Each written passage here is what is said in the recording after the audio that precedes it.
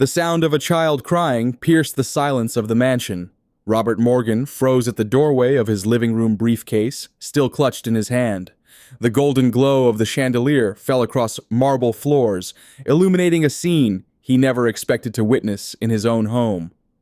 There stood his 6-year-old daughter, Emma, dressed in a filthy, tattered pink dress, her small arms wrapped protectively around her 8-month-old baby brother, Ethan. Her voice broke with desperate sobs as she pleaded, "Please don't hurt me and my brother anymore." Time seemed to stop. Robert felt his breath catch in his throat as he took in the full horror of what was happening. Emma's thin wrists bore purple marks like fading bruises. Ethan's face was red, his cries relentless, his tiny hands reaching out and clinging to his sister as if she were his only protection in this world. Standing across from them was Victoria, his second wife, elegant in a tight red dress, her blonde hair styled perfectly, face heavily made up. But her voice contained none of the sweetness she typically showed Robert. It cut like glass. "Shut up. How many times have I told you not to bother me? If you don't listen, I will throw both of you out on the street again." Before he could process what was happening, Robert moved on instinct. He placed himself between Victoria and the children, a human shield, against whatever had been happening in his absence. He reached toward Ethan, his movements awkward after so many months without holding his son. "Let me take him. Emma, come here to Daddy." The girl froze her fingers, gripping the edge of her dirty dress. Robert hesitated, his hand hovering in the air before pulling back. Something in Emma's frightened eyes stopped him cold. His own daughter was afraid of him. Victoria's demeanor changed instantly. The venom in her eyes vanished behind a gentle smile as she placed a light hand on Robert's jacket sleeve. "You're back early. I was just teaching the children some discipline. They were being too wild." Her voice softened like honey. "You must be tired after coming home. Don't get so worked up over a moment of childish whining." Robert held Ethan tightly against his chest, his throat burning with emotion. He glanced at Emma, saw the panic in her eyes, then back at Victoria's tender smile. She tilted her head, pressing her lips together in a practiced expression of pity. "Maybe you just feel guilty for being away too long, so everything looks worse than it is. Children look at the adults around them and learn how to behave." The words slipped out soft as a spring breeze, but sharp as a blade.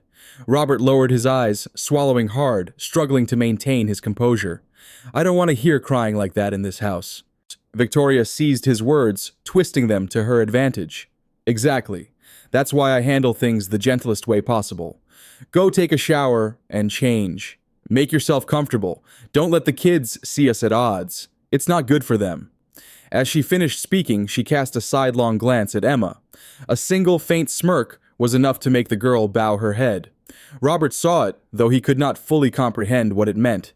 He stood frozen, half anger and half guilt, tangled into a knot inside him, one painful question echoing in his mind. What did I just witness in my own home? Robert Morgan sat behind his mahogany desk on the top floor of Morgan Construction headquarters in downtown Chicago. At 45, he commanded one of the most successful building empires in the Midwest. The crystal chandelier cast prismatic reflections across his office light, glinting off the Rolex on his wrist. Everything around him spoke of wealth, success, and power. He signed each document mechanically, his tailored Armani suit fitting perfectly across his broad shoulders, Italian leather shoes gleaming beneath the desk. These were the very things any American man might dream of. Yet inside his heart felt hollow. Robert had once known true happiness. Catherine, his first wife, had been the light of his life. Emma used to run around their backyard, her soft brown hair bouncing in the wind as Catherine watched, laughing. Then came Michael, their baby boy, born amid tragedy 8 months ago. The day Catherine left this world due to complications during childbirth was the day something inside Robert died too. 8 months had passed, and he had not once sat down to play with Emma, nor truly held Ethan in his arms. He buried himself in business trips, paperwork, and numbers running from memories that haunted him. During that time, Victoria appeared like salvation, personified. Once Catherine's close friend, she had stepped into their house with a gentle presence, seemingly soothing everything broken with her radiant smile. To Robert, she was the devoted woman he needed. If Catherine had been light, then Victoria was his sanctuary from darkness. She had offered to care for both children as if they were her own, showing a tenderness that convinced him they would be loved in his absence. seeing that Robert felt reassured.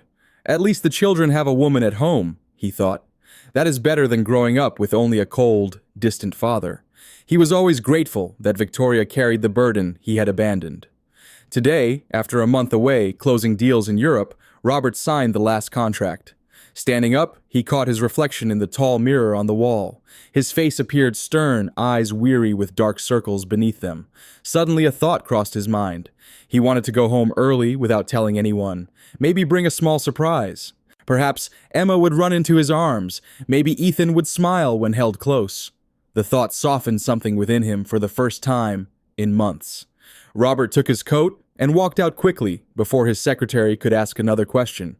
His luxury Mercedes sped along Lakeshore Drive toward his North Shore estate. That house had once been filled with laughter and warmth. Now it was merely a place Robert visited between business trips. Today felt different. He wanted to see his family. The iron gates opened automatically, and Robert stepped into the grand foyer. Everything was unusually still. He set his briefcase down on the marble entry table and removed his coat. Then from somewhere deeper in the house, he heard the faint sound of a child sobbing. Ethan. The sound pierced the silence. Robert froze. Amid the weak cries, another trembling voice followed. "Please don't hurt me and my brother anymore." And the scene that followed still burned in his mind as Robert sat at the dinner table that evening. Victoria had quickly composed herself, directing the housekeeper to prepare a meal while acting as though nothing unusual had happened. Dinner was arranged with military precision. The yellow light reflected on silver cutlery as the smell of roast chicken rose from fine china plates. Yet it could not drive away the cold feeling inside Robert. He sat at the head of the table, Victoria to his right, Emma across from him, and Ethan in a small high chair. His eyes still appeared red and unsettled. "Eat, sweetheart, so you'll grow strong," Victoria spoke as she placed a piece of meat into Emma's bowl. Her voice was sweet as honey, her smile fixed in place, but the hand she laid on the girl's shoulder pressed down with visible force. Robert saw Emma's small shoulders flinch and the spoon in her hand tremble. He leaned slightly forward, observing more carefully. "Emma, has anyone at school been bullying you?" The girl's startled eyes flashing with fear, before dropping quickly. No, father." Her voice was barely a whisper. Victoria let out a soft laugh and turned to Robert. "Children bump into each other when they play. I keep reminding her to be careful." Robert stayed silent, twirling the spoon in his hand. A wave of guilt washed over him, knowing that for months he had not been present to notice these small but telling details. Suddenly, Ethan kicked his legs, his lips curved downward into a trembling pout, and a wail burst forth. Victoria stood, walked around to pick him up. Her hands sliding under his arms, but gripping too tightly. The movement was quick, but without tenderness, and Ethan screamed louder, his face flushed red. "Give him to me!" Robert quickly stood, extending his arms, his voice hoarse and urgent. Victoria glanced at him briefly, then handed the boy over. Robert awkwardly caught him arms stiff after so long without holding his son. Emma lifted her head, her eyes filled with both surprise and the faintest glimmer of hope. Robert adjusted his hold, bringing the boy closer, rocking him gently. Ethan kept crying, but his sobs grew less sharp as Robert steadied his breathing, patting the boy's back in a gentle rhythm. "You're safe now. Daddy's here," Robert whispered. The words left his mouth, and he suddenly realized how long it had been since he had said something so simple, yet profound. Dinner dragged on with Victoria filling the silence, bringing up investment portfolios, asking about his business trip, sometimes turning to Emma with half-hearted questions, as if to prove she cared. Mrs. Peterson, the elderly housekeeper who had worked for the family since Catherine was alive, stood quietly in the corner. She did not interrupt once, but when Robert caught her gaze, he saw in her eyes an unease she could not hide. When the meal ended, Robert set his napkin on the table and spoke calmly. "I'm going upstairs to change and look over some documents. Emma, make sure you brush your teeth after you finish eating." "Yes, Dad." Emma's reply was faint, her eyes flickering quickly before dimming again. Robert pushed back his chair, lifted Ethan, and reluctantly handed the boy to Victoria. This time he noticed her hand more carefully, her thumb pressing into the child's side with practiced force. Robert pressed his lips together but said nothing. He turned away and walked toward the grand staircase, the wooden steps creaking softly under his feet. At the fourth step, he froze. He heard the faint clinking of glasses, the scrape of a chair, and then Victoria's voice dropped low, sharp, as a blade slicing through silk. "Listen carefully." Remember what I say. If you dare open your mouth to your father, I will throw you and your brother out on the street. I swear it." There was a pause, followed by the sound of quick, shallow breathing, surely Emma's, and then a strangled whisper. "Please, please don't. I'll stay quiet. I won't say a word." Robert stood paralyzed, hand gripping the banister, until his knuckles turned white. His heart pounded against his ribs, as if trying to break free.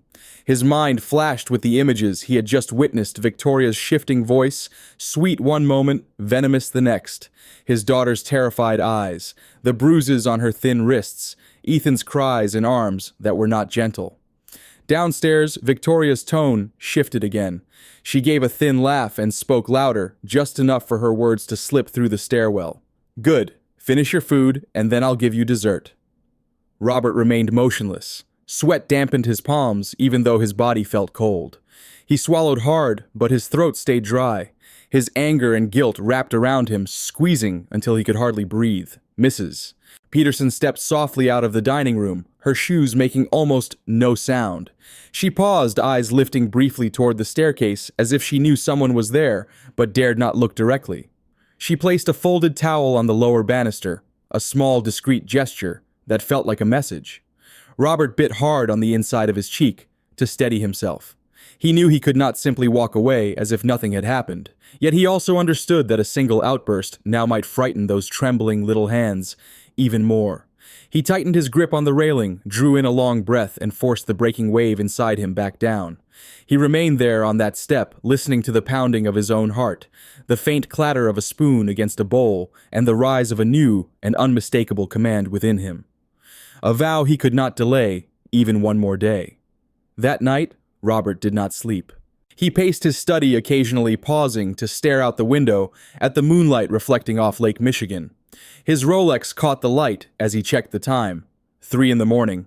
He listened to the small footsteps of his children and the whispers echoing down the hallway like needles piercing his conscience. When the sky turned pale with the first hint of dawn, he washed his face with cold water, adjusted his collar, and walked straight to the kitchen. Mrs. Peterson was already there, placing dishes onto wooden shelves. She had lived in this home since Catherine was a young bride. The elderly woman was quiet, meticulous, and always maintained proper boundaries. Hearing Robert's steps, she froze, thin, dry hands still holding a cloth. "How were the children while I was away?" Robert asked. His voice was steady, but his eyes revealed his exhaustion. She hesitated, looked down, then sighed. "Do you want the truth, Mr. Morgan?" Robert nodded once. "I only want the truth, Miss." Peterson set the cloth down, speaking slowly, as if each word pained her. "Some nights, Miss Victoria made Emma stand on the porch for hours just for dropping a spoon. One night, I found her holding her little brother sleeping in the storage room because their bedroom was locked." She paused, her voice dropping lower. "Many times, Ethan was given only very diluted milk. He cried from hunger until he fell asleep, exhausted. I tried to intervene, but she told me I had no right to interfere with her way of raising them." Robert felt his heart clench. The image of Catherine holding a bowl of oatmeal, lifting Emma onto a chair, smiling as she told a bedtime story, came back like a blade cutting through memory. He swallowed, keeping his voice even. "Did you hear her make any threats?" "Yes." Her answer was soft, her eyes still fixed on the cloth in her hands. "She said if Emma ever told you both children would be thrown out. She also threatened to fire me if I ever spoke of it." "I truly am sorry, sir," she added. "She is far too cunning." Robert shook his head, resting a hand on the back of a chair to keep it from trembling. "It is not your fault, Mrs. Peterson. From now on, if anything happens, you tell me directly. And if necessary, would you be willing to testify?" The elderly woman raised her eyes, and in them was a quiet resolve. "For the children, I am willing." That entire day, Robert moved through the rooms of his mansion as if inspecting an unfinished construction site. He called his office and postponed every meeting, excusing himself with family matters. He went into the children's room, opened the closet to check blankets, examined bottles, and took notes. Every small trace of neglect felt like an accusation against him for being absent. Victoria smiled at him softly, inquiring about his work, but Robert said little. He told her they would talk later and asked the kitchen to prepare a light dinner. He did not want to cause alarm. He needed to see clearly to gather evidence, Night fell slowly. In the study, Robert pushed files aside until only a small, framed photo of Catherine remained before him. He placed his hand on the wooden desk, an apology lodged in his throat. The desk lamp lit the lines at the corners of his eyes. Outside in the hallway, the wind whistled faintly through a crack in the door. Then came the sound of hesitant steps, stopping at the threshold. The door opened slightly. Emma stood there holding Ethan tightly as he dozed, her eyes swollen and red, as if she had been crying for hours. Robert rose quietly, afraid any sudden movement might shatter the fragile shell protecting his children. He took Ethan into his arms, feeling how light the boy's body was and how uneven his breathing. The faint smell of watered-down milk clung to his collar. He motioned for Emma to sit, pulling a chair so they could be at eye level. But the girl still perched on the edge, her back-stiff eyes constantly flicking toward the door. "Dad!" The small call was barely a fragment of breath before it faded. Robert nodded as if to say there was no need to force out more words. He patted Ethan's back in an even rhythm, catching the faint gurgle of the boy's hungry stomach. Emma pulled her sleeve down to cover her wrist fingertips, brushing the frayed hem of her dress legs, drawing up whenever a distant sound stirred in the hallway. The air in the room felt thick with unspoken words. Robert handed Emma a cup of warm water. She received it with both hands, took a tiny sip, her eyes still fixed on the outline of the doorframe as though expecting someone to walk in at any moment. Robert wanted to ask 1,000 questions, but stopped himself, afraid that even one wrong word might cause her to retreat further. He chose instead a gentle phrase, as light as placing a blanket over her shoulders. "Sit here where it's warm." The girl nodded, let out a short breath, then lowered her eyes as her sleeve slipped back. A purple mark surfaced for a moment, and then vanished like a fish diving into dark water.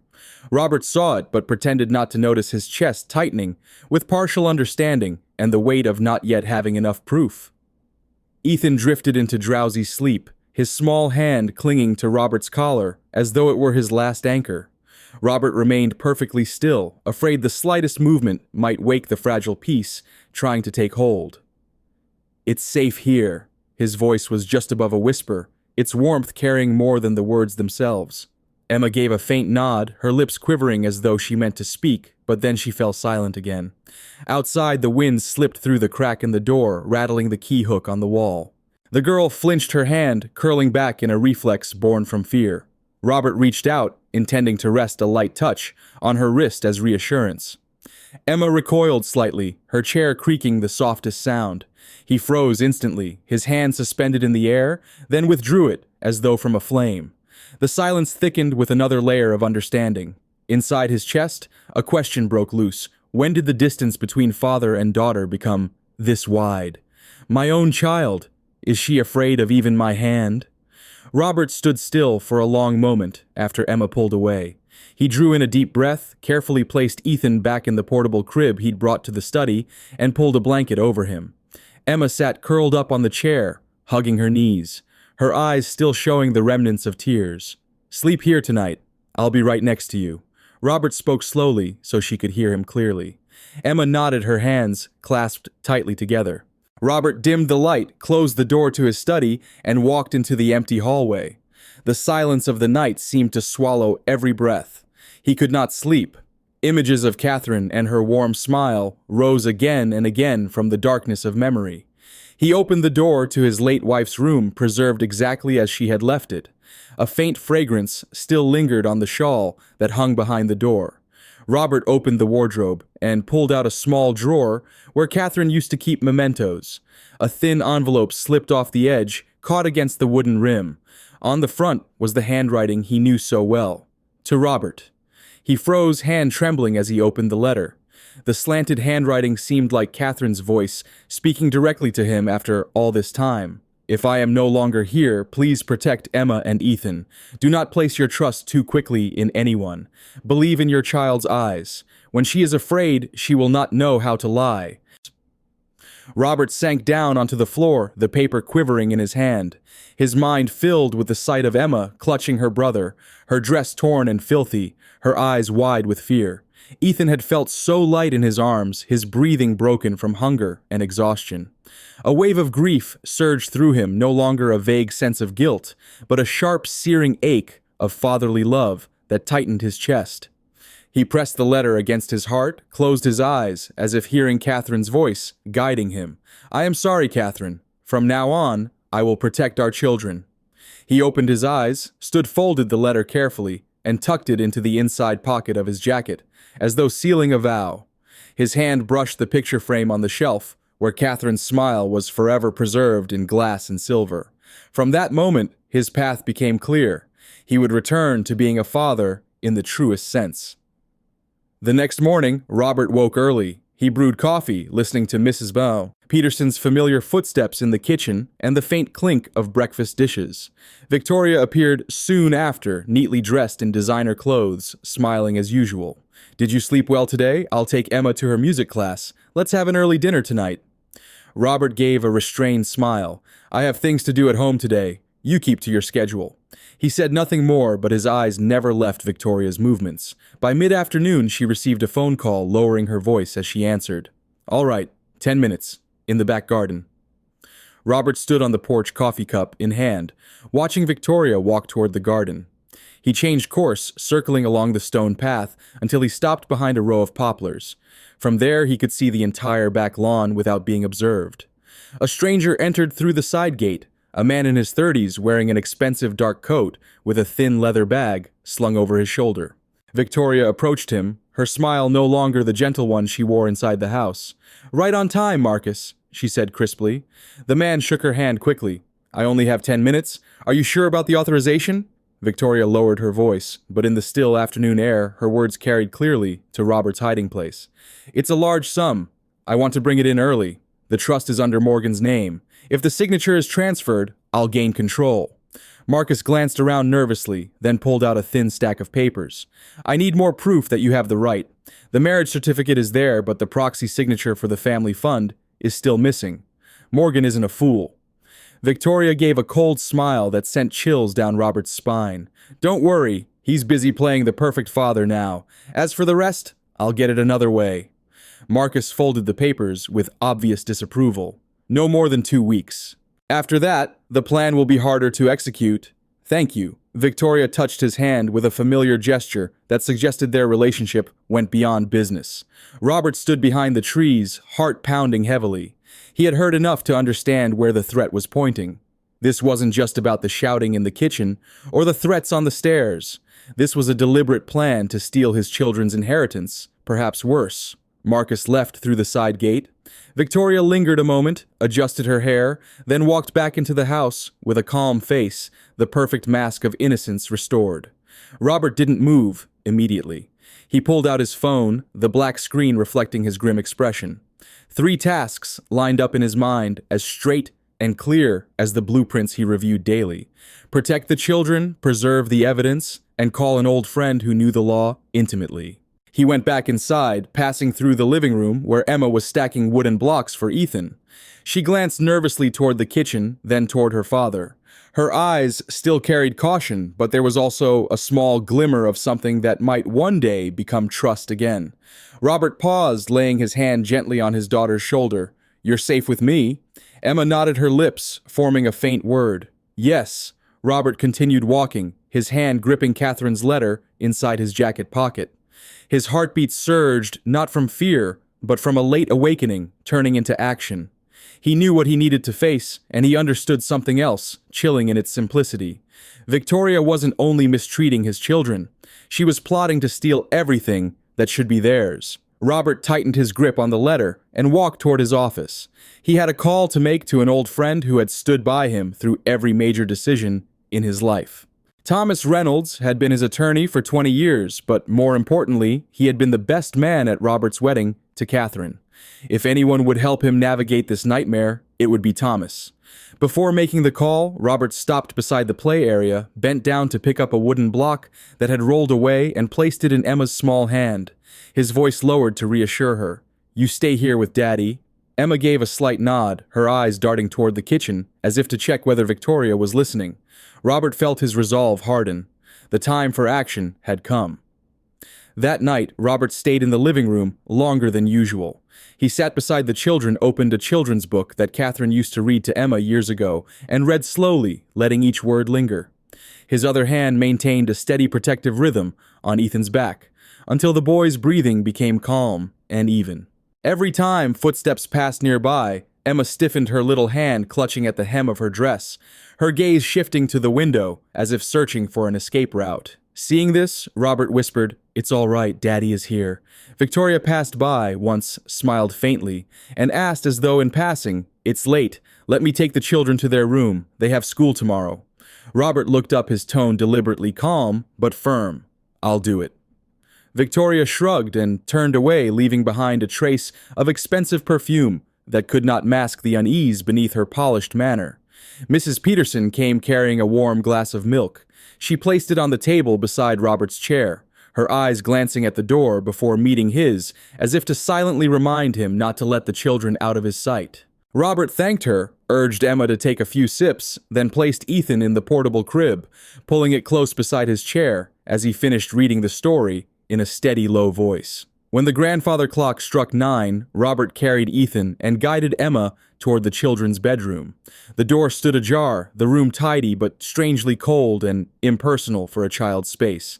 He straightened the blankets, laid the boy in the crib, pulled a small chair close for Emma to sit beside her brother, and spoke slowly. "Daddy is right here. Go to sleep." Emma nodded, but before closing her eyes, she still glanced outside, as if waiting for some threatening sound or presence. Robert dimmed the hallway light, stood at the doorway a while longer, then returned to his study, deciding to move his chair closer to the door so that, with one glance, he could still see the faint light spilling from the children's room. Near midnight, Robert lifted his head from reviewing financial documents when he heard a faint, metallic clink at the end of the hallway. He rose quickly, following the sound, his heartbeat racing. Before he could steady himself, someone had turned off the hallway light, leaving the space blurred in shadow. Robert flicked the switch, and the sudden brightness made him squint. In front of the children's room, Emma was sitting hunched on the floor, clutching Ethan tightly. The baby was hastily wrapped in a thin blanket. Her eyes were red, her cheek pressed against her brother's forehead, as if trying to keep him warm. The lock on the outside of the door clicked just as it released, and Robert understood at once what had happened. "Who left you out here?" Robert asked, his voice hoarse with barely controlled anger. She locked the room," Emma whispered each word, catching in her throat, as her arms tightened protectively around her brother. Robert knelt, gathered them both, holding Ethan firmly against his chest, while lifting Emma with his other arm. "Come with Daddy." He carried the children back to his bedroom, pushed the door until it met the frame, and locked it softly. Moving slowly so as not to startle them, Robert laid Ethan in the middle of his king-sized bed, propped soft pillows around him, and pulled the blanket to his chin.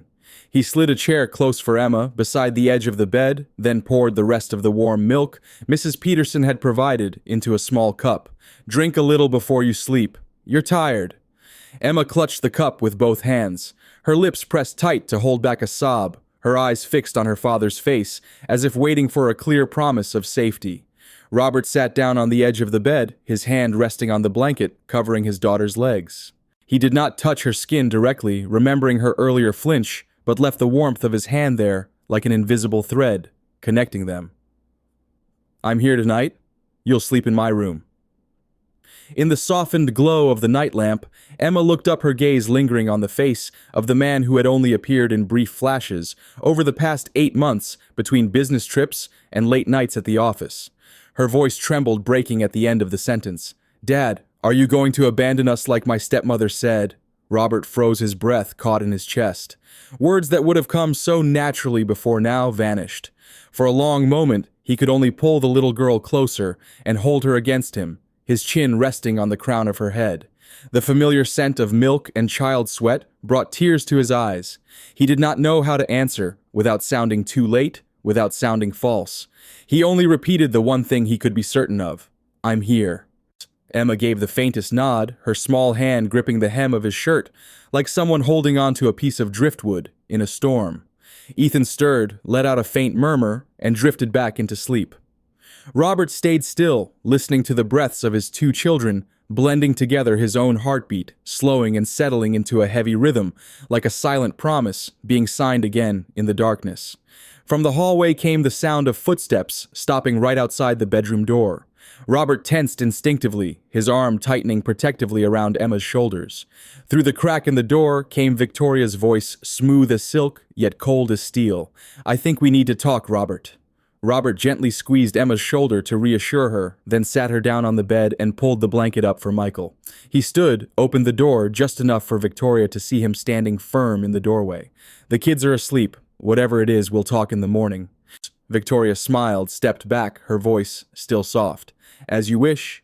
The door closed. Robert sat down in the chair, pulled out his phone, and dialed Thomas Reynolds' number.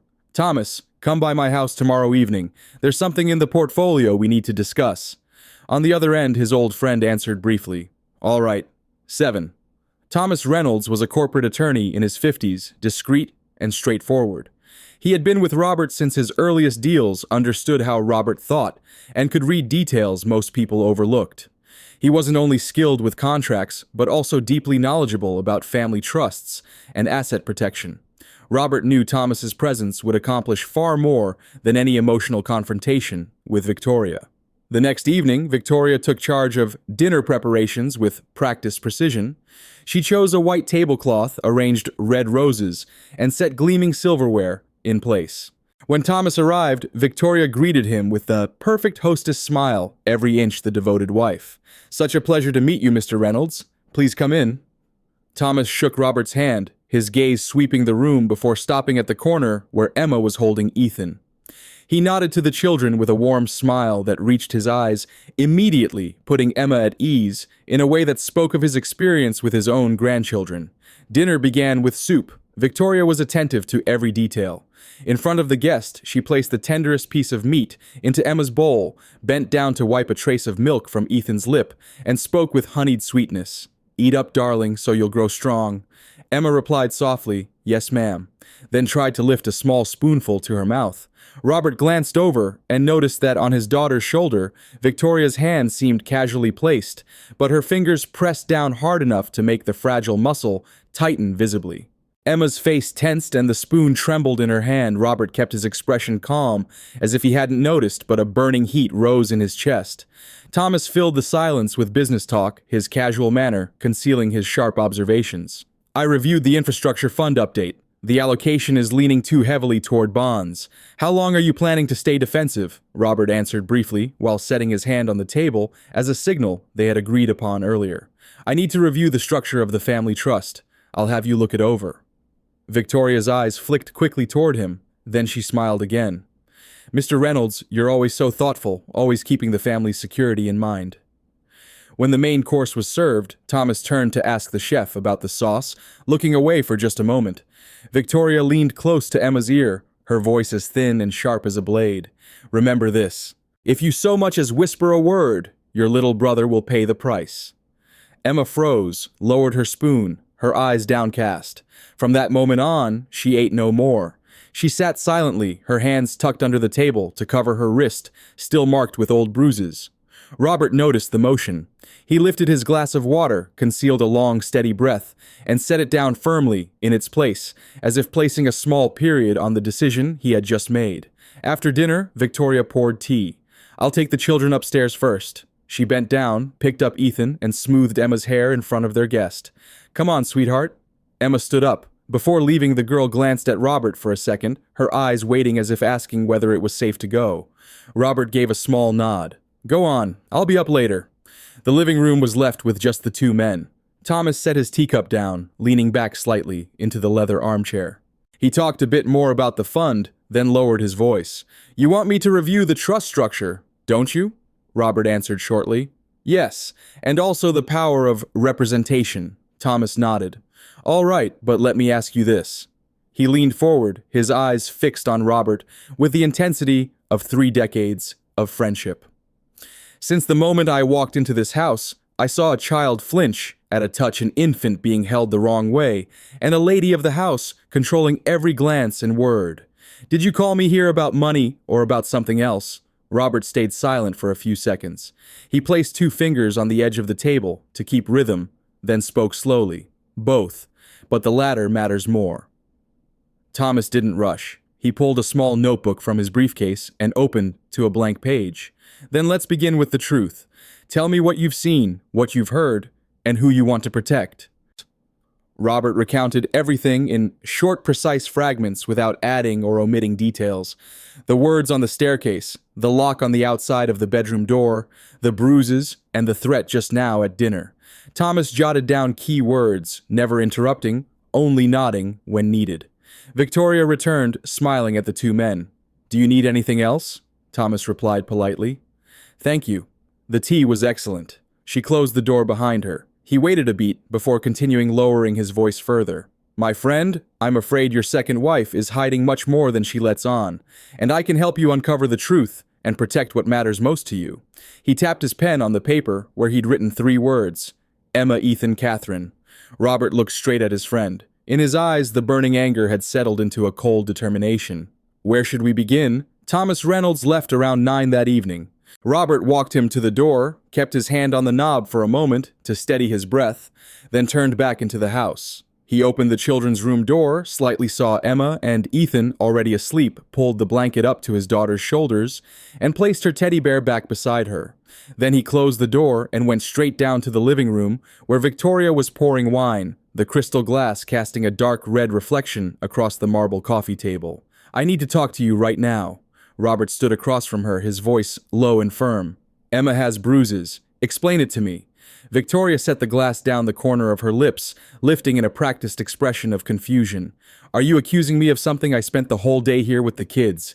Did you see me cooking, bathing them, watching when they cried?" She grabbed the glass again and slammed it down, hard on the table. The stem cracked with a sharp sound, the wine splashing across the surface like blood. "I'll ask again. Are you accusing me of hurting your children? What did you do to my child?" Robert's voice remained steady, though his eyes betrayed the storm building inside him. Victoria let out a dry laugh. "Do you really think I want to take care of Sarah's children? Can't you see from beginning to end, you never chose me? You only chose her shadow." Robert froze for a moment, caught off guard by the sudden shift to Catherine's name. He placed 2 fingers on the table to steady his rhythm. "Stay on point. Answer why the girl has bruises. Children fall." Victoria folded her arms defensively. "Besides, she's stubborn. She needs to learn to obey. I teach her the way a mother teaches a child." "A mother?" Robert tilted his head slightly. "Are you talking about Catherine? She taught them by holding them and speaking with them, not by locking doors and threatening." For a brief second, Victoria's face contorted with rage before smoothing back into its beautiful mask.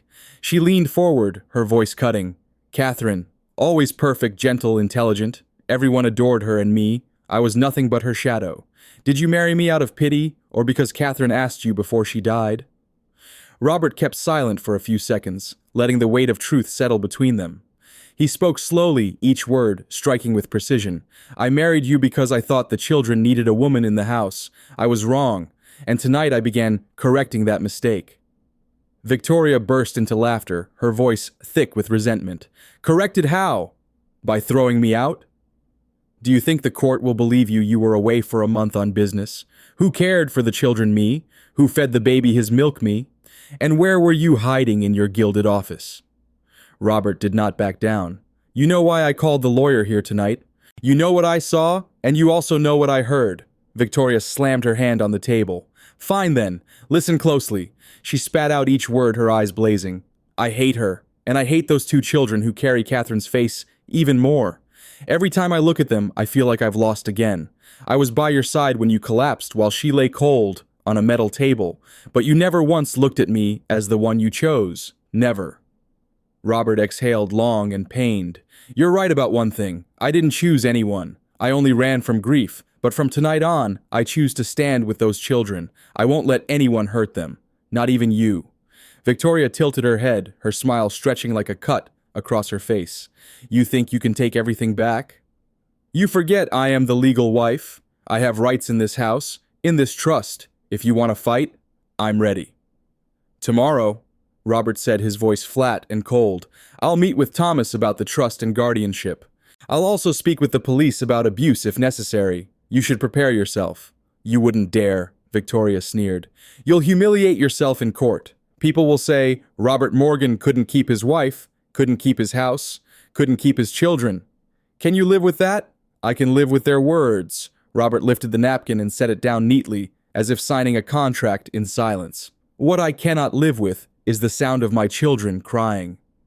A soft creak of wood on the stairs made them both turn. On the landing, Emma stood pressed against the banister, clutching her teddy bear. Her face was pale, her eyes wide with fear, and something else, a desperate hope. Her small hand slid across the bear's fur, and the toy nearly tumbled down the steps. Emma bent to grab it, her hands trembling so badly that even when she hugged it tight, it still slipped. Robert took a step toward the stairs, his hand lifting instinctively. Victoria's smile sharpened into something cruel and triumphant. Neither of them said another word. The air froze around the ragged breaths of a child, trying not to cry. Robert managed to catch the teddy bear before it fell further, placed it back into Emma's hands, and whispered for her to return to her room. He waited until she was safely inside, then closed the door and leaned against it for a few seconds to steady his breathing. He pulled out his phone and dialed Thomas's number. "We start the process tomorrow morning." On the other end, Thomas gave only a short reply. "See you at 9. The next morning, Robert woke early, dressed carefully, and entered the children's room. Emma was already awake, sitting on the edge of her bed, watching Ethan sleep in his crib. "We're going somewhere important today," Robert told her softly. "Get dressed in your nice blue dress, and I'll help Ethan get ready." Emma nodded, her eyes questioning, but without the pure terror of the previous day. "Where are we going, Dad?" "To see some people who will help us make sure you and Ethan are always safe." He kept his voice steady, not wanting to alarm her. "Mr. Thomas will be there too." Victoria was nowhere to be seen that morning. Mrs. Peterson informed Robert that she had left early, saying she had errands to run. Robert felt both relief and apprehension at her absence. The family court building in downtown Chicago smelled of paper and weak coffee. Thomas Reynolds walked beside Robert, holding a thick file that already included Mrs. Peterson's statement and photos of Emma's bruises. Emma clutched Robert's hand while Ethan had been left with a court-appointed childcare worker outside the hearing room. Just as they were about to enter the courtroom, Victoria arrived with a man in a dark blue suit, her attorney Alan Pierce. She wore light makeup, held a tissue, and her eyes glistened with perfectly timed tears. "Case number 104568, the clerk called out. "Morgan petitioning for emergency protection for minors." All 4 adults walked in. "All rise," the bailiff announced. Judge Eleanor Chen, about 50, with bright piercing eyes, sat above them. She was known for speaking little, but observing much. Thomas began, "Your Honor, we request an emergency protection order and restrictions on contact for the respondent, Victoria Morgan, on the basis of emotional abuse and neglect. We have the housekeeper's testimony, photographs of the injuries, and evidence of threats against the children." Alan lifted his chin, cutting in immediately. "Your Honor, my client is a devoted stepmother. These accusations are speculative. There is no direct evidence linking any alleged injuries to my client's actions." Victoria dabbed at the corner of her eye. "The girl is sensitive, Your Honor. I only disciplined her as any mother would." Judge Chen nodded. "Call your first witness." Mrs. Peterson stepped up to the stand, her hands clasped together nervously, but her voice steady. Thomas asked concisely, "What did you see while Mr. Morgan was away on business?" "I saw Emma repeatedly forced to stand outside on the porch for hours once during a rainstorm, just for dropping a spoon. One night I found her and the baby sleeping in the storage room because their bedroom door was locked from the outside. The boy was often given only watered-down milk. I heard Mrs. Victoria threaten to throw them out if Emma told her father what was happening." Alan approached, his tone flat. "Mrs. Peterson, you're 62 years old, correct? Could your memory or eyesight have been mistaken in a dark hallway at night?" "No, sir." Her answer was firm. "I worked in that house for 10 years. I do not mistake what I see or hear." Thomas presented the stack of photographs, close-ups of bruises on Emma's left wrist and shoulder, taken 2 days ago, time-stamped and certified by a physician. Alan quickly countered, "Children run, they fall. These injuries are normal childhood accidents. The photographs don't prove who caused them or how they occurred." Victoria lowered her face, sobbing at just the right rhythm. "I did my best. He was gone for months on business trips. Everything fell on me." Thomas moved on to his next piece of evidence. "This is a letter Mrs. Catherine Morgan left behind before her death. It is not behavioral evidence, but provides important context about the family dynamics and her explicit instruction to protect the children from potential harm. The letter was handed up. Judge Chen read a portion, paused for a few seconds, then set it down. The court acknowledges it. The courtroom fell silent, tension building like a drawn string. Judge Chen glanced from one side to the other. The court requires more direct testimony. Can the child speak? Thomas looked at Robert as if asking for permission. Robert leaned down, whispering to Emma, "You don't have to say anything if you're afraid. I'm right here." Emma looked at the high judge's bench, then at her father's open hand, waiting for her decision. She took a short breath. "I want to speak." Emma stepped up to the witness stand, her shoes tapping softly against the wooden edge. The clerk asked her name and age. "My name is Emma Morgan. I'm 6 years old." Judge Chen nodded slightly, lowering her tone to be less intimidating. "Emma, you only need to tell the truth about what happens at home." Emma looked down at her hands, then raised her head. This time, staring straight ahead, she said, "Victoria told me if I told my dad what she did, she would throw me and my brother out onto the street. But I can't stay silent anymore. I don't want Ethan to grow up afraid like me." Her voice cracked on the last word, but she did not cry. From the bench below, Robert lifted a hand to cover his eyes, his breath escaping in a short, pained sound.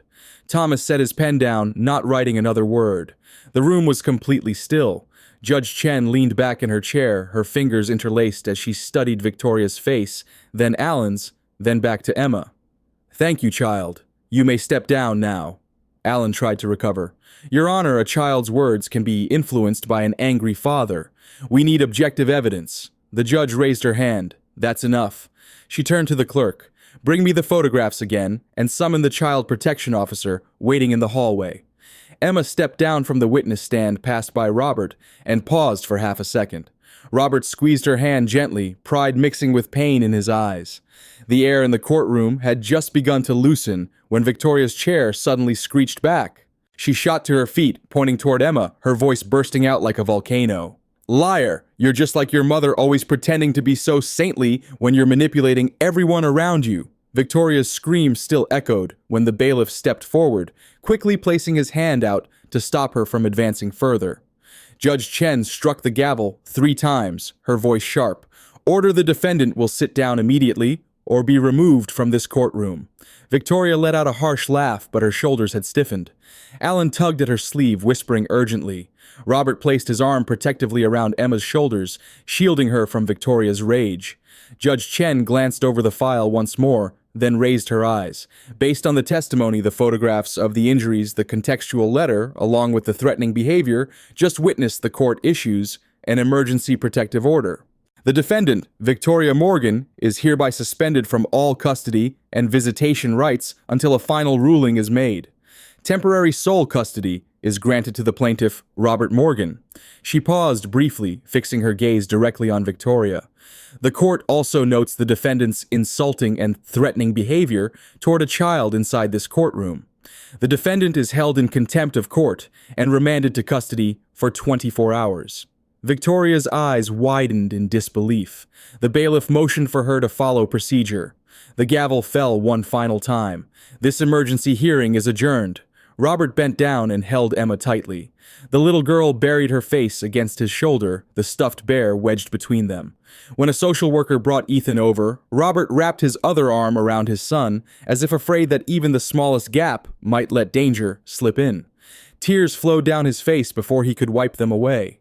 Thomas placed a hand on his friend's shoulder, silent but supportive. Outside the courthouse, a small crowd of reporters had gathered. A young journalist from the local station held out her microphone. "Mr. Morgan, do you have any statement for the public?" Thomas stepped half a pace forward, raising his arm to shield the family. "Please make way. We are protecting the children's privacy." Robert only bowed his head, pressing Emma and Ethan close against his chest, carrying all 3 of them through the flood of camera flashes, like a man walking through heavy rain. Behind them, Victoria was being led out through a different exit. When she caught sight of Robert, she jerked violently, straining against the bailiff's hold. "You took everything from me," she hissed. "But remember this, Robert, one day. You'll pay for this. I'll never stop until I get what's mine." Robert stopped for half a beat. He didn't answer. He simply pulled Emma closer, one hand steadying Ethan's back, his head bent slightly as if shielding them beneath an invisible umbrella. The gesture itself spoke louder than any words. No one will ever touch my children again. Thomas leaned close to Robert's ear and whispered, "Go home right away. I'll continue working with the prosecutor. There will be police patrols around your house tonight." Carla Jennings, the Child Protective Services worker assigned to their case, nodded in agreement. "I'll come by tomorrow to check on the home environment, mostly so Emma can see that adults are standing on her side now." As they walked to the car, the young reporter called out one last time, but her voice had softened into something like a blessing. "Good luck to your family, Mr. Morgan." Robert turned his head and gave a small, grateful nod. Emma clutched her teddy bear tightly, her eyes looking out the window, her breathing calmer now. For the first time in months, father and daughter sat side by side, without a wall of silence between them. Night fell quickly over the city. In the back corridor of the courthouse, the metal door shut with a dry, sharp click.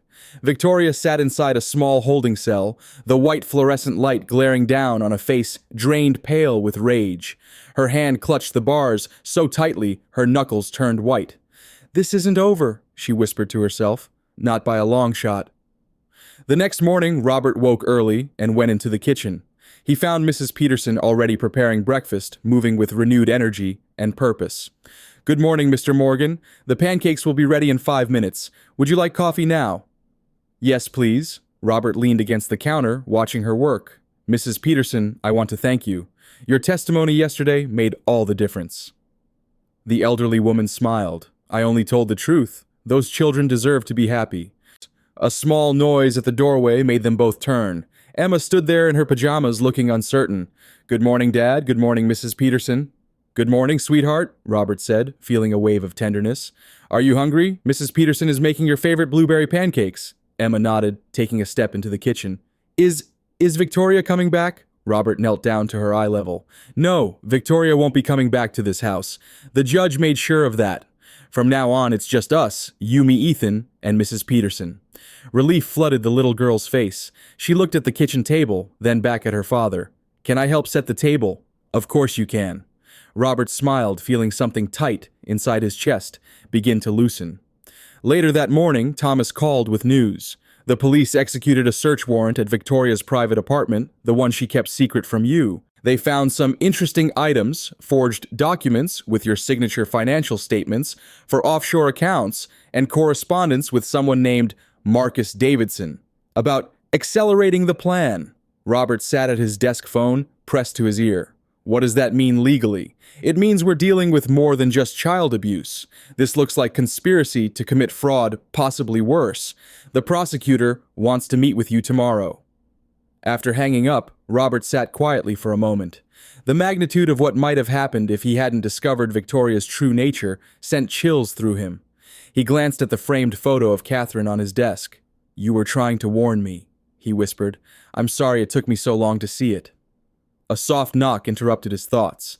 Emma stood at the door, Ethan in her arms. "Dad, Ethan is hungry again. His bottle is empty." Robert stood immediately. "Let me take him." He gently lifted his son from Emma's arms, noticing how naturally she had been caring for her brother. "You've been taking care of him a lot, haven't you?" Emma nodded solemnly. "Victoria didn't like when he cried, so I learned how to make him stop." The simple statement broke Robert's heart. He followed Emma to the kitchen, where they prepared a fresh bottle together. "You know it's not your job to take care of Ethan all by yourself," Robert said gently, as he tested the milk's temperature on his wrist. "That's what adults are supposed to do. You're allowed to be a little girl." Emma looked at him with uncertainty. "But who will watch him when you're working?" "I'm taking time off work," Robert explained. "And when I do go back, we'll find someone kind and trustworthy to help us, but I promise I won't be gone for weeks anymore." Emma's eyes widened. "You're not going on trips?" "No more long trips," Robert confirmed. "My most important job is being your father."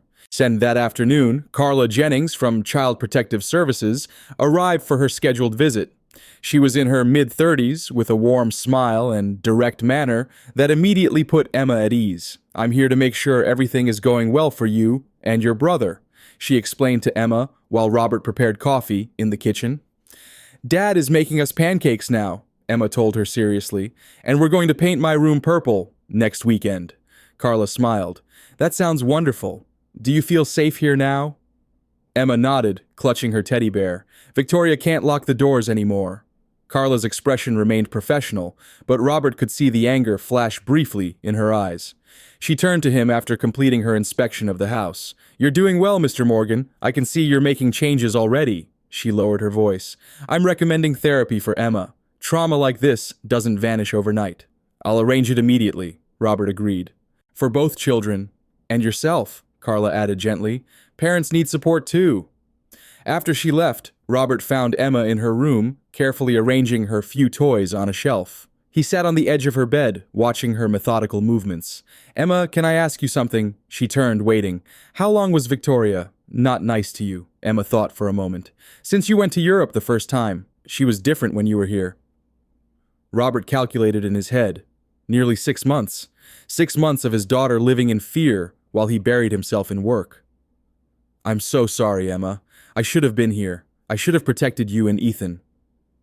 Emma came and stood before him, her small face serious. "Mom said you would come back to us." Robert felt his throat tighten. "Your mom said that—" Emma nodded.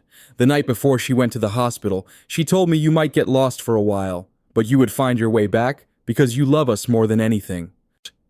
Robert couldn't hold back his tears. He opened his arms, and this time Emma didn't hesitate to step into them. He held her gently, feeling her small body relax against him for the first time in months. "Your mom was right," he whispered. "I did get lost, but I'm back now, and I'm never leaving again." The next day, Robert met with prosecutor Sarah Martinez in her downtown office. She was a formidable woman in her 40s, with a reputation for being relentless in cases involving children. "Mr. Morgan, the evidence we've gathered suggests this goes beyond simple child abuse," Martinez explained, spreading documents across her desk. "Victoria Hayes, that's her real name by the way, not Morgan, has a history of similar behavior. She's been married twice before, both times to wealthy men.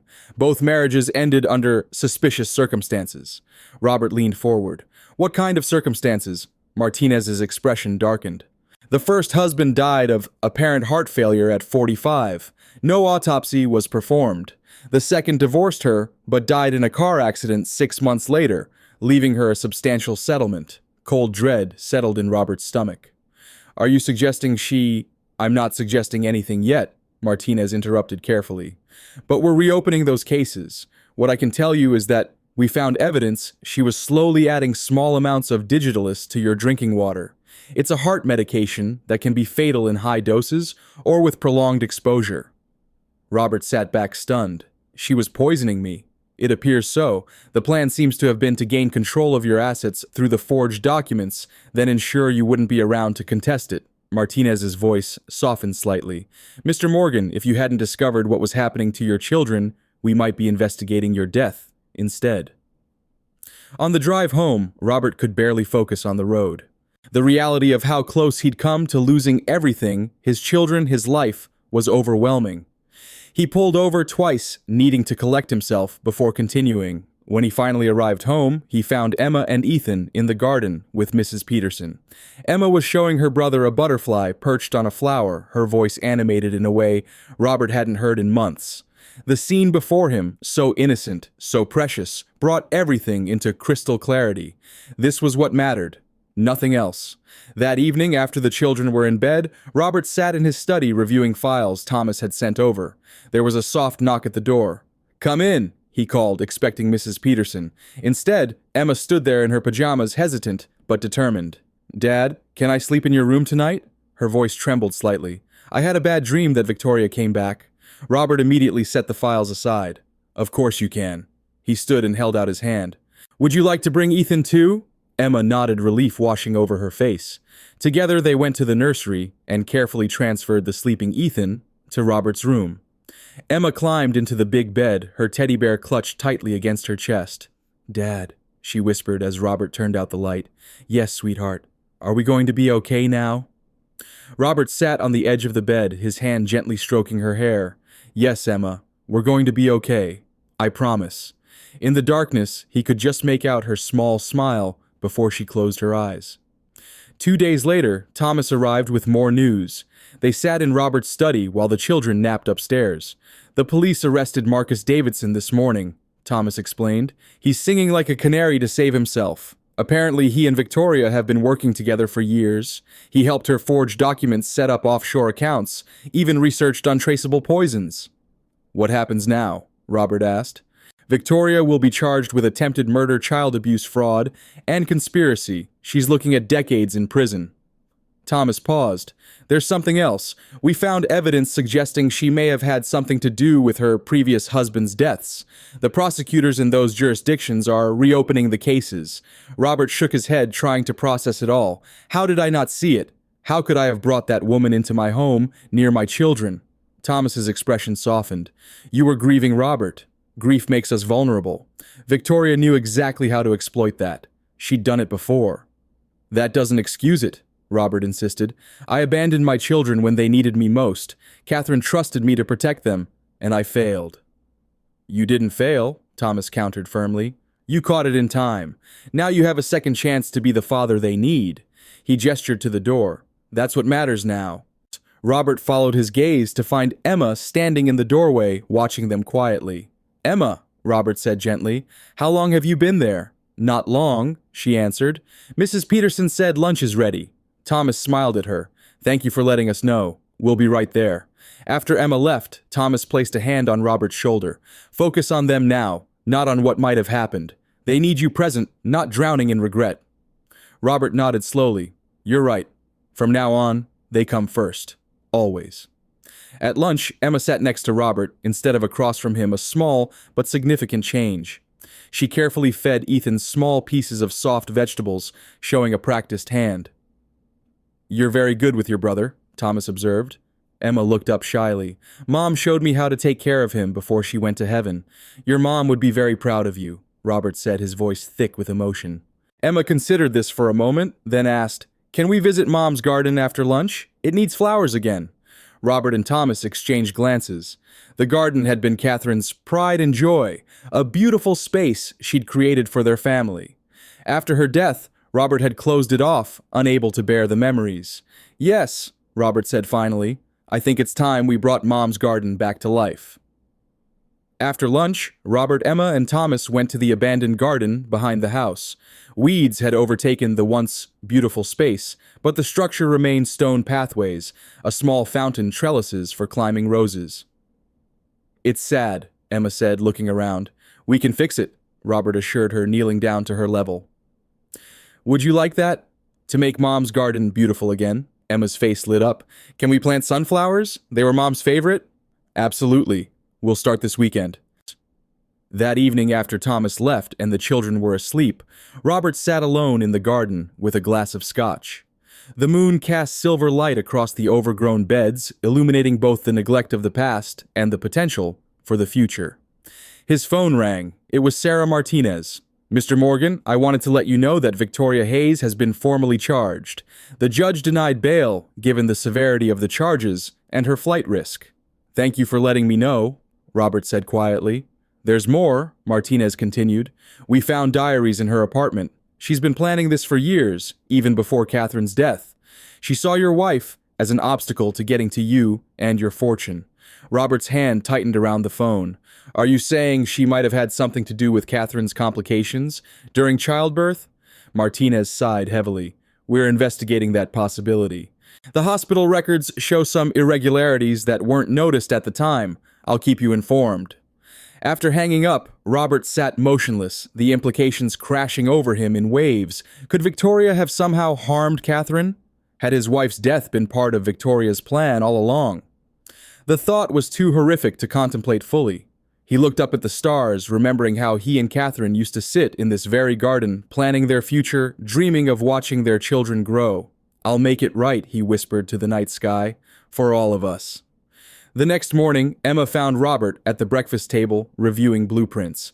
What are those, Dad? She asked, climbing onto the chair beside him. These are plans for our house, Robert explained. I'm making some changes. Emma studied the blue lines with interest. What kind of changes? Well, first, we're going to renovate your room and Ethan's nursery, make them exactly how you want them. And he pointed to another area. And I'm turning this space into a playroom for you both. Emma's eyes widened. A playroom just for us. Just for you, Robert confirmed with a smile. And look here, He flipped to another page. This is Mom's garden. I've hired a landscape architect to help us restore it, and we're adding a small playground beside it. Emma stared at the drawings in wonder. Are we really doing all this? Yes, we are. Robert put his arm around her shoulders. This is our fresh start, Emma. Our home is going to be a happy place again. What about your work? Emma asked hesitantly. Don't you have to go to your office? Robert shook his head. I've arranged to work from home most days. Thomas is helping me reorganize the company so I can be here for you and Ethan. Emma looked up at him, searching his face as if to determine if he truly meant it. I promise, Robert said, understanding her unspoken question. My most important job now is being your dad. For the first time since Catherine's death, Robert saw his daughter smile, really smile, her eyes lighting up with hope instead of fear. In that moment, as the morning sun streamed through the kitchen windows and illuminated Emma's face, Robert knew with absolute certainty that he was exactly where he needed to be, protecting what mattered most in the world. The rising sun cast long shadows across Catherine's garden as Robert Morgan stood amid the overgrown weeds, dew soaking the hem of his pants. 3 months had passed since that fateful day in court when Victoria's mask had finally fallen away. Today marked another chapter in their ongoing battle, the preliminary hearing where Victoria would face additional charges. Robert knelt and brushed his fingers against a tiny sunflower seedling pushing through the soil. Emma had insisted on planting them last weekend, adamant that they were her mother's favorites. They'll grow taller than you, Dad, she had declared with childish certainty, her hands covered in soil, face alight with joy, a stark contrast to the frightened child he had rediscovered that night months ago. Upstairs in the renovated bedrooms, both children still slept peacefully. Emma's room was now painted soft purple, decorated with butterfly decals across the ceiling. Ethan's nursery featured a hand-painted mural of woodland animals. Everything about their home had transformed from the cold, sterile showcase it once was to a place of warmth and life. Robert's phone vibrated in his pocket. Thomas Reynolds' name appeared on the screen. Morning, Robert. Ready for today? Robert exhaled slowly. As ready as I'll ever be. Remember what we discussed. Don't engage with her directly. Don't let her see any reaction. She feeds on that. Thomas's voice carried the weight of their countless strategy sessions. Martinez has built an airtight case. The new evidence about the digitalis poisoning is damning. Will Emma need to testify again? The question that haunted Robert's nights. No. The prosecutor is confident they have enough without putting Emma through that again. Thomas paused. How are the children doing? Robert glanced toward the house, where yellow light now flickered in Emma's window as she awakened. Better? Emma's nightmares have decreased to maybe once a week now. Dr. Wilson says she's making remarkable progress. And Ethan? Still too young to understand what happened, thankfully. But Dr. Wilson warned us to watch for signs as he gets older. Children process trauma in unpredictable ways. After ending the call, Robert headed inside to prepare breakfast. The familiar ritual of whisking eggs, measuring pancake ingredients, and brewing coffee had become therapeutic. Each morning task represented another brick in rebuilding their family life.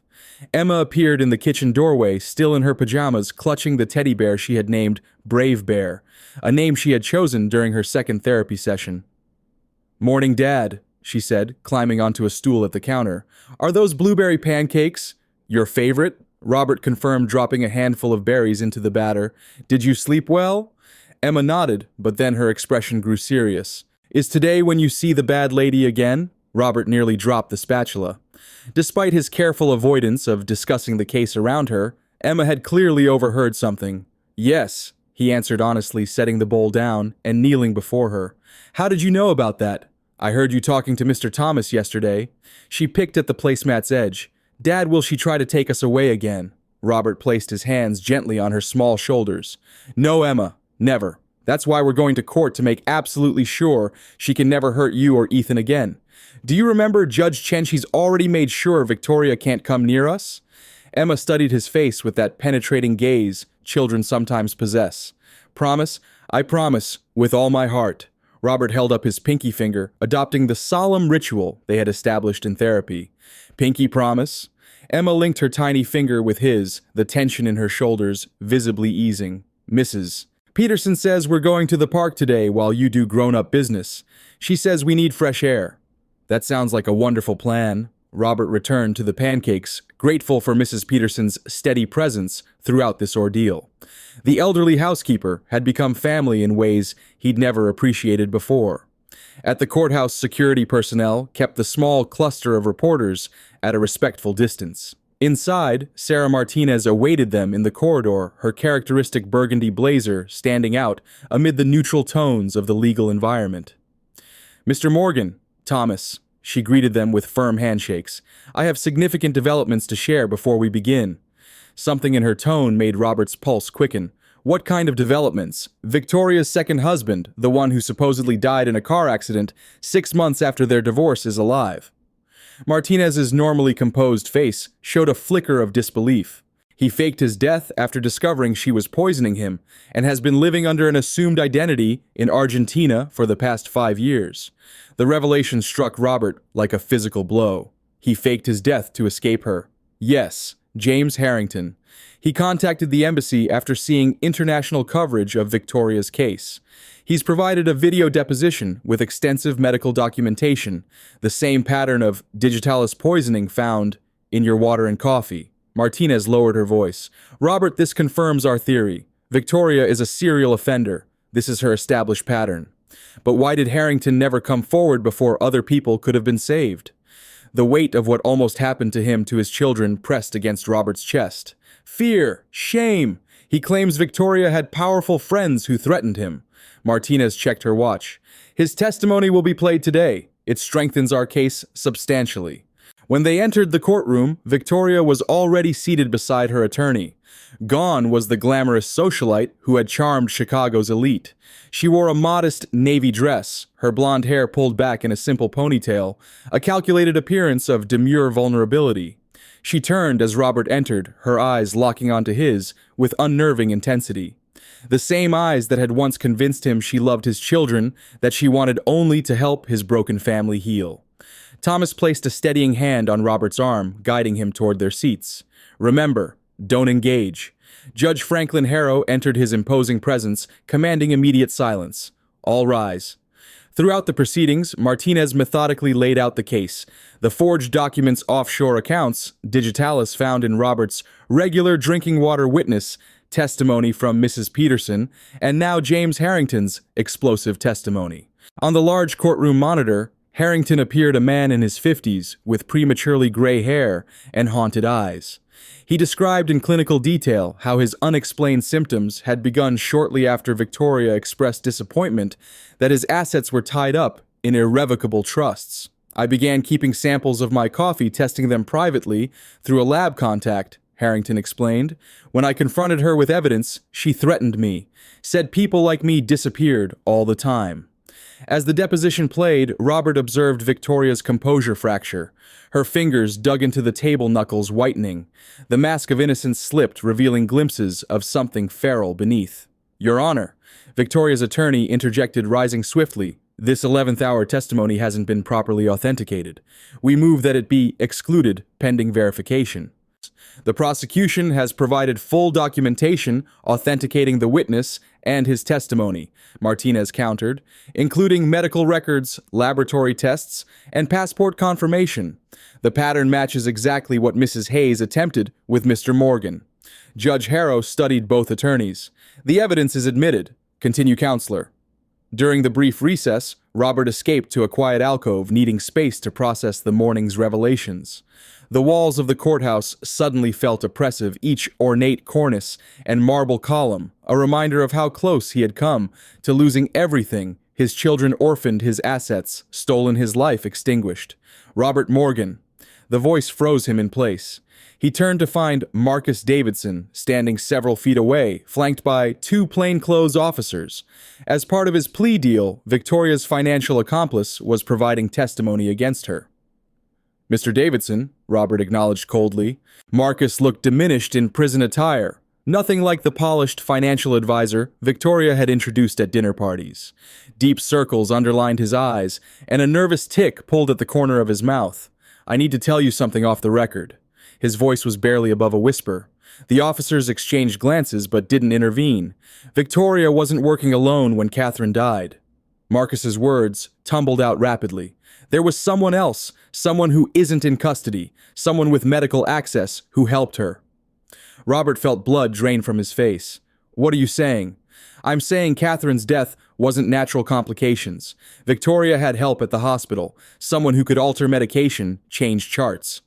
Before Marcus could elaborate, his attorney appeared, immediately cutting him off. Davidson, not another word. We had an agreement about unsupervised conversations. As guards led Marcus away, Robert remained frozen, the implications of what he'd just heard cascading through his mind. Thomas approached, concern etched in the lines of his face. What did he say to you? Robert repeated Marcus's words verbatim, watching Thomas's expression shift from concern to alarm.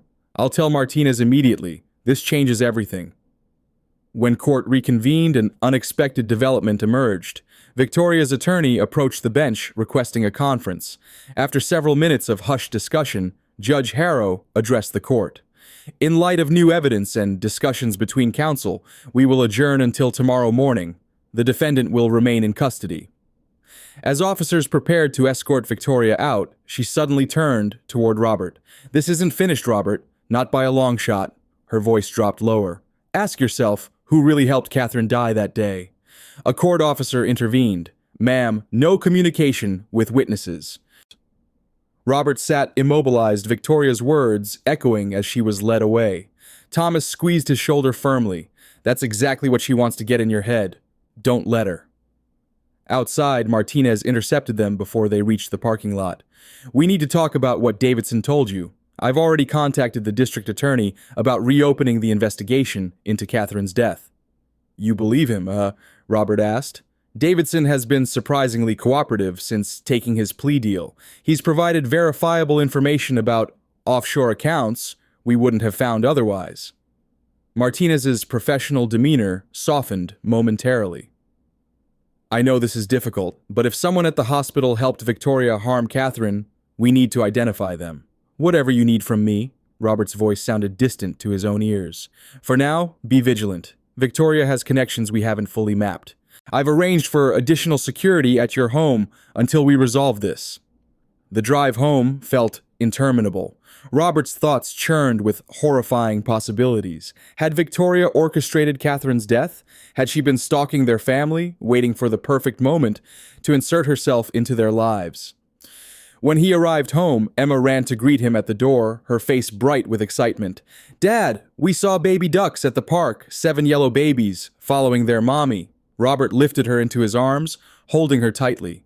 The stark contrast between the darkness he'd faced at the courthouse and his daughter's innocent joy overwhelmed him. Tell me everything about these ducklings, he said, pushing aside his troubled thoughts to fully inhabit this precious moment. That evening, after tucking the children into bed, Robert reviewed security footage from the new system installed throughout the property. Thomas had insisted on comprehensive security after Victoria's arrest cameras, motion sensors, panic buttons, and a safe room in the basement. Measures that had once seemed excessive now felt wholly inadequate. A gentle knock interrupted his concentration.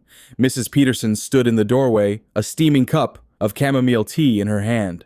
You look like you could use this, she said, placing the cup on his desk. Rough day in court, Robert sighed heavily. Victoria hinted that someone helped her harm Catherine. The prosecutor is reopening the investigation. Mrs. Peterson's hand flew to her mouth. Lord have mercy, that poor woman suffered enough without this. I keep thinking about Catherine's final weeks, Robert said, his voice hollow. Her regular doctor retired suddenly. There was a new physician assigned by the hospital. Catherine mentioned feeling uneasy about her, said something felt wrong, but I dismissed it as pregnancy anxiety. He looked up at Mrs. Peterson. What if that doctor was working with Victoria? The elderly housekeeper lowered herself into a chair, her face paling.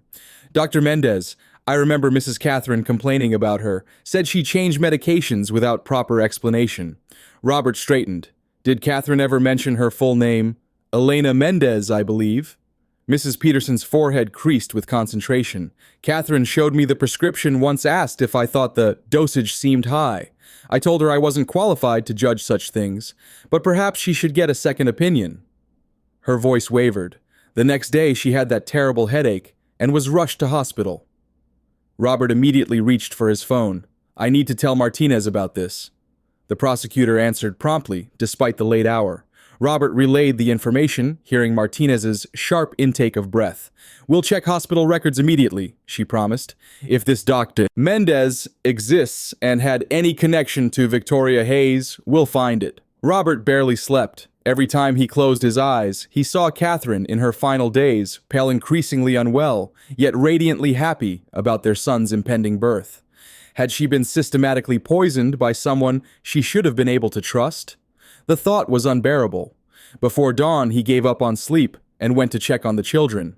Ethan was already awake in his crib, babbling happily at the mobile Catherine had chosen before his birth. When he spotted Robert, the boy extended his arms, face breaking into a joyous grin. "Good morning, little man," Robert whispered, lifting him gently. "Let's let your sister sleep a bit longer." In the kitchen, as he prepared Ethan's breakfast one-handed, his phone vibrated. Martinez's text was brief but urgent. "Found Mendez. Need to meet ASAP." After arranging for Mrs. Peterson to watch the children, Robert drove to the prosecutor's office. Detective Michael Rodriguez from Homicide sat beside Martinez, his weathered face grave. "Thank you for coming so quickly," Martinez began. "What you told me about Dr. Elena Mendez led to a significant breakthrough. She exists, but Elena Mendez is not her real name." Detective Rodriguez slid a photograph across the desk. "This is Dr. Mendez from hospital security footage during the time she treated your wife." Robert studied the image, a woman in her early 60s with dark hair streaked with gray, wearing standard medical scrubs and a white coat. He didn't recognize her.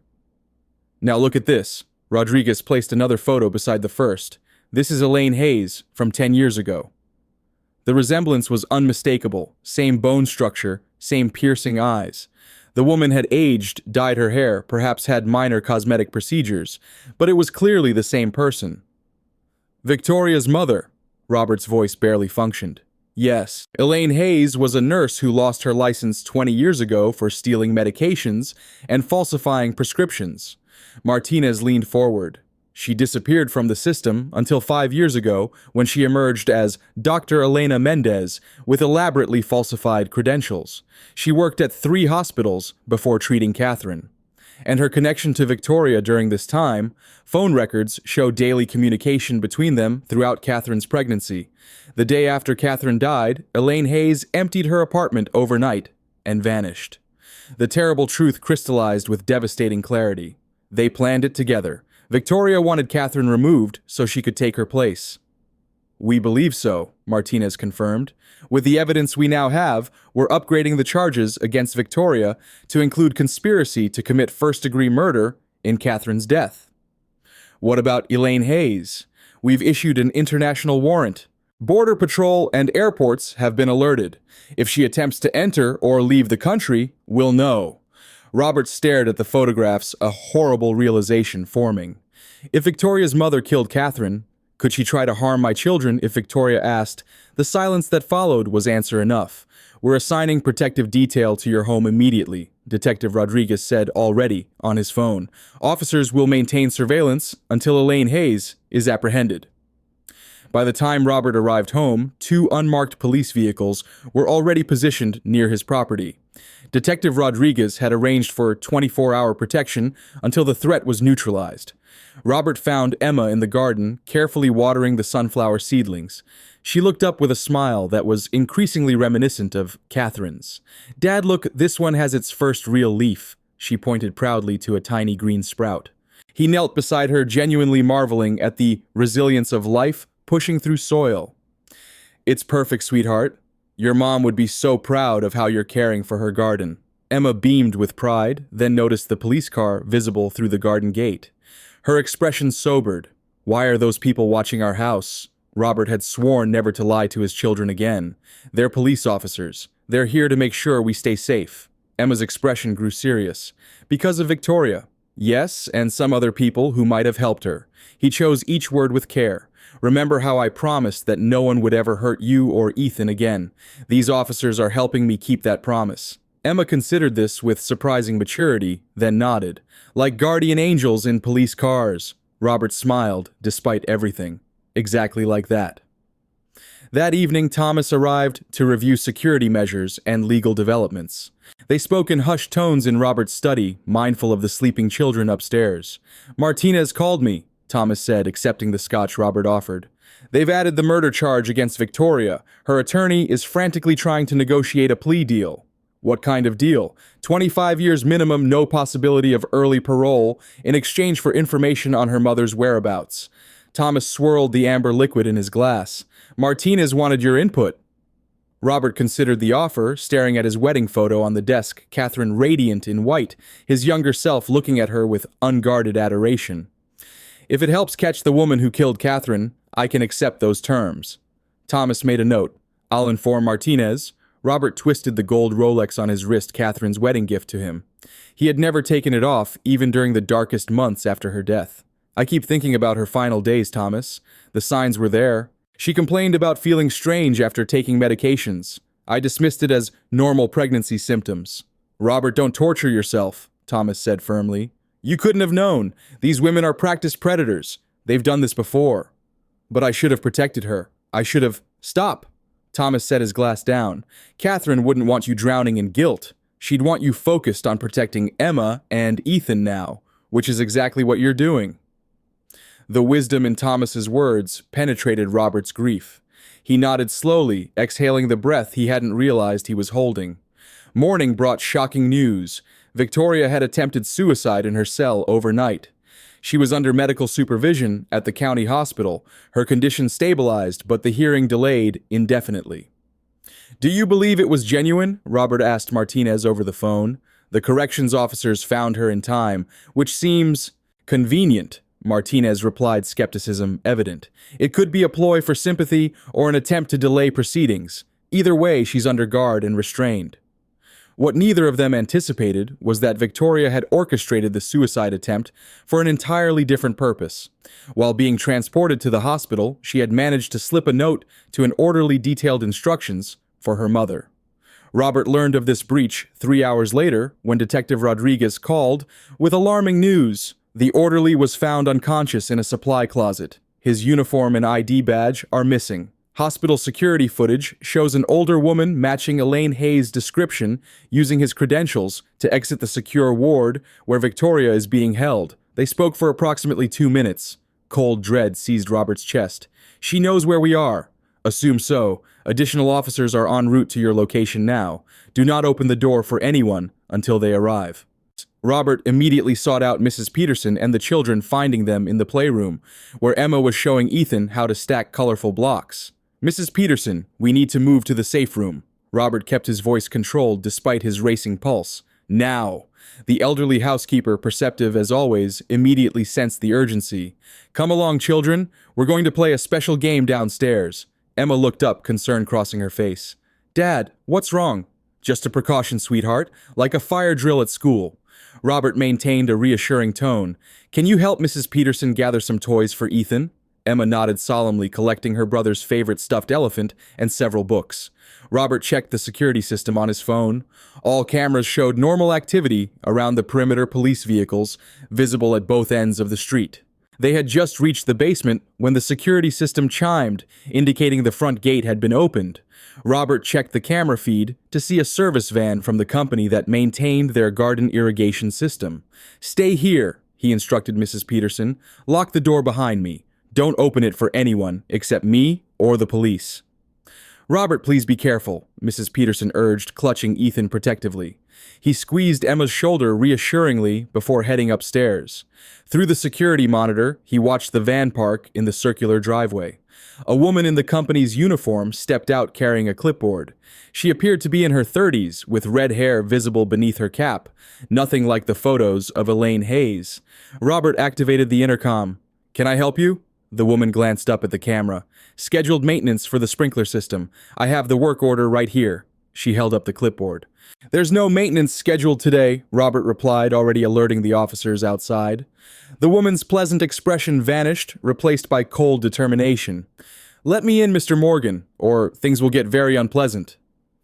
Before Robert could respond, the security feed from the garden perimeter triggered an alert. He switched views to see an older woman already on the property, moving swiftly toward the rear entrance. Elaine Hayes had used the van as a distraction while breaching from another direction. Robert hit the panic button simultaneously, calling Rodriguez. "They're here. 2 women, one at the front door, another already inside the perimeter." "Officers are converging now," Rodriguez responded. "Get to your safe room immediately." Robert was halfway down the hall when the distinctive sound of breaking glass came from the kitchen. He changed direction, grabbing the heavy baseball bat he kept in the hall closet. If Elaine Hayes reached the basement door before the police arrived, his children would be trapped. He positioned himself at the top of the basement stairs, bat raised as footsteps approached from the kitchen. The woman who appeared in the doorway matched the updated photos of Elaine Hayes' early 60s hair, now blonde face, harder than in her nurse's ID. She held a syringe in one gloved hand. "Mr. Morgan," she said with clinical detachment. "Where are the children?" "The police are already on their way," Robert replied, maintaining his protective stance. "You won't reach my children." Elaine's mouth twisted into a smile that never reached her eyes. "I don't intend to hurt them. Victoria simply wants what's rightfully hers. The children belong with their mother." "Victoria is not their mother," Robert growled, gripping the bat tighter. "Such loyalty to a dead woman." Elaine's voice carried the dispassionate tone of someone discussing the weather. "Did you know Catherine suspected something was wrong with her medication? She tried to tell you. She left a message on your voicemail the day before she died. A message you never heard because Victoria deleted it." The revelation struck Robert like a physical blow, but he maintained his position. "You murdered her. You poisoned my wife to clear the way for your daughter." Victoria deserved happiness. A flicker of genuine emotion crossed Elaine's face. Catherine had everything: the perfect husband, perfect life, perfect children. "My daughter grew up with nothing while I struggled to support us after her father abandoned us." She took another step forward. "Now Victoria has nothing again thanks to you." Sirens wailed closer. Elaine glanced toward the windows, momentarily distracted. Robert seized the opportunity, lunging forward and knocking the syringe from her hand. It clattered across the hardwood floor as they grappled. Despite her age, Elaine fought with the desperate strength of a cornered animal. The front door splintered as police stormed in. Elaine broke free from Robert's grip, diving for the fallen syringe. Her fingers had just closed around it when officers tackled her, forcing her to the floor. "Hands where we can see them." An officer secured her wrists with handcuffs, while another kicked the syringe safely away. Robert sagged against the wall, adrenaline still coursing through his system.